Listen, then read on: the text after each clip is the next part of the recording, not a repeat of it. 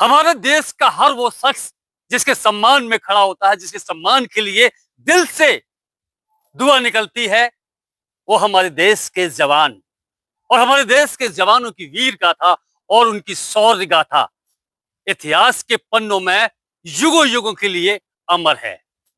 और ऐसे समय में इस वक्त मैं उत्तर प्रदेश के हमीरपुर जिले के राठ तहसील के एक उमनिया गांव में खड़ा हूं और वजह है कि आज यहां पर एक देश का जवान अपनी अग्निवीर की ट्रेनिंग करके घर वापस लौट रहा है।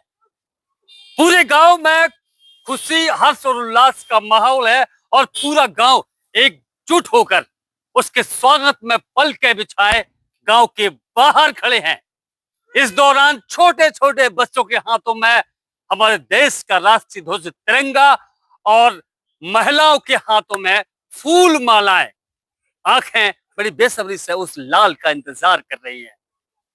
उमनिया से लगभग 2 किलोमीटर की दूरी करगवा मुख्य मार्ग, ये नन्हे नन्हे सैकड़ों बच्चे दौड़ते हुए करगवा तक पहुंचे हैं उस लाल को लेने के लिए जो पहली बार अपनी जन्मभूमि, अपनी कर्म भूमि में भारत मां की यूनिफॉर्म में वो अपने घर वापस लौट रहा है।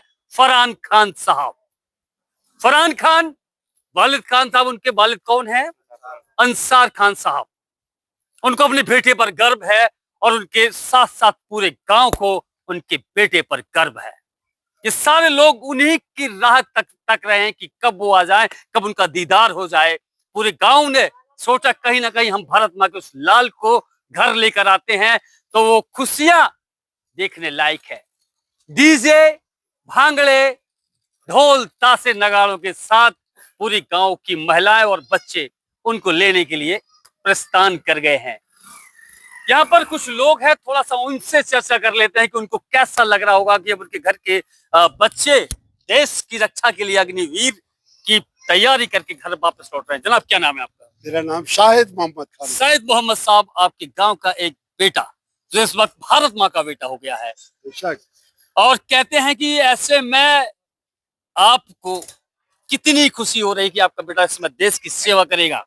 बहुत ज्यादा खुशी हो रही है कि आज हमारा बच्चा आ रहा, ट्रेनिंग देने के बाद दिल से बहुत खुशी हो रही है। दिल से दुआ निकल रही है, दिल से दुआ निकल रही है। अभी जनाब ने बताया, रईस भाई ऐसे पत्रकार भी हैं आप, आपके गांव का एक बेटा जो देश की रक्षा करने के लिए अब जाने वाला है, पहली बार घर आ रहा है, कितनी खुशी, कितना उल्लास नजर आ रहा है गांव में?